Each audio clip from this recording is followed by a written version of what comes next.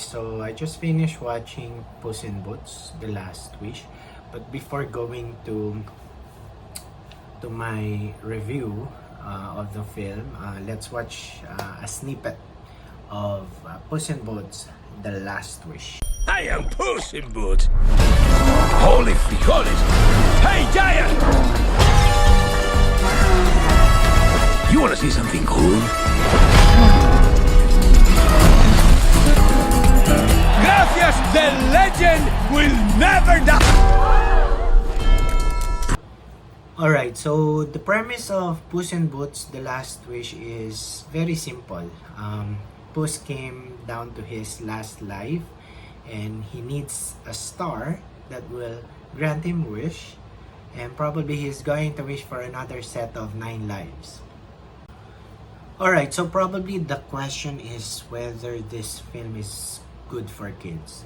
Well, basically it is good for kids, but I would say that they might find difficulty in comprehending the meaning of the film, because the film discusses about sensitive topics such as death, adoption actually, and self-doubt. So those three, and also being grateful for what you have, because human nature, you know, the tendency of human nature is really look for something that is not present in our life. So those are the 4 subplots or plots of the film. And again, in terms of humor, it's not as slapstick as Shrek humor.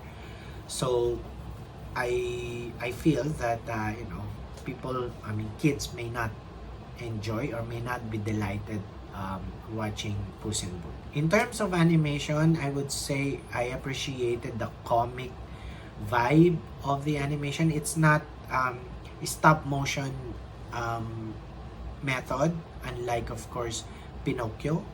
But yeah, it was different, I would say. So Puss in Boots, The Last Wish currently holds a rating of 95% at the Rotten Tomatoes portal.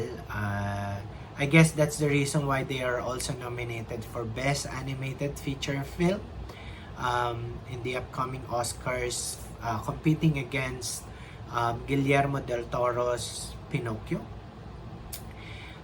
It features the voices of Antonio Banderas, Salma Hayek, Olivia Colman, Florence Pugh.